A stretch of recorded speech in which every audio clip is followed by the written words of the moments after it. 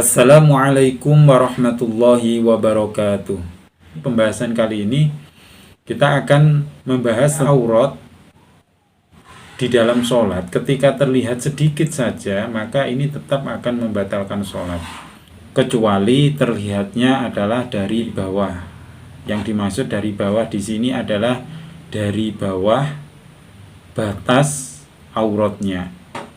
Kalau laki-laki, batas bawah auratnya adalah lutut. Kalau perempuan, batas bawah auratnya adalah kaki. Jadi misalkan seorang laki-laki memakai celana pendek sampai pada bawah lutut sedikit, kemudian celananya longgar. Dari celana yang longgar tersebut terlihat aurat bagian atas lutut itu terlihat, maka itu tidak membatalkan sholat. Kenapa? Karena terlihatnya dari bawah dan tempatnya di bawah batas aurat, yaitu lutut. Begitu pula seorang wanita, ketika dia auratnya terlihat dari bawah batas aurat, yaitu dari bawah kaki. Jadi misalkan dia sholat di atas lantai kaca, misalkan dari bawah kaki, ini terlihat auratnya. Dari sela-sela mukena yang longgar tersebut ini terlihat, maka tidak membatalkan sholat, kecuali bagian telapak kaki itu harus tetap tertutup, karena itu adalah bagian aurat, yaitu dengan cara misalkan dengan memakai kaos kaki.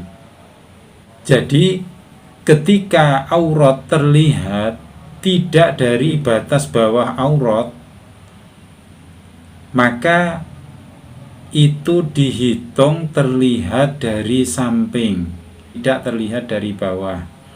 Misalkan ada seorang wanita yang sholat, dia mengandalkan mukenanya saja untuk menutup aurat.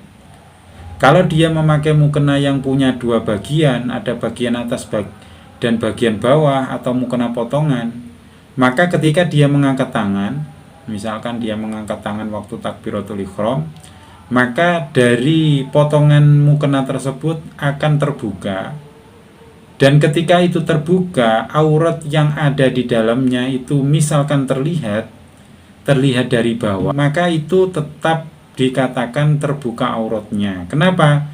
Karena terbukanya tidak dari batas bawah aurat, itu dihitung terlihat dari samping, maka itu bisa membatalkan sholat.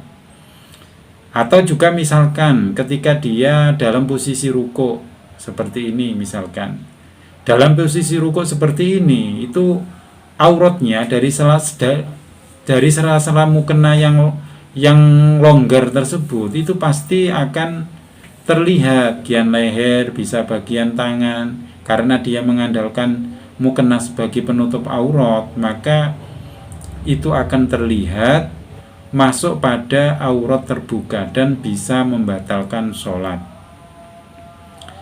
Walaupun terlihat di sini tidak harus ada yang melihat. Maka bagi wanita yang memang terbiasa memakai mukena potongan, maka jangan mengandalkan mukena potongannya saja untuk menutup aurat. Jadi harus ada tambahan penutup aurat yang lain, agar ketika saat mengangkat tangan, saat ruku, ini aurat yang ada di dalam itu tidak terlihat. Misalkan selain dia memakai mukena potongan, dia sebelumnya memakai pakaian seperti ini, atau memakai penutup tangan seperti ini. Jadi ketika dia ruku mengangkat tangan, walaupun dari potongan tersebut itu terbuka, auratnya tetap tidak terlihat, karena sudah ada penutup aurat tambahan sebelum dia memakai mukena potongan.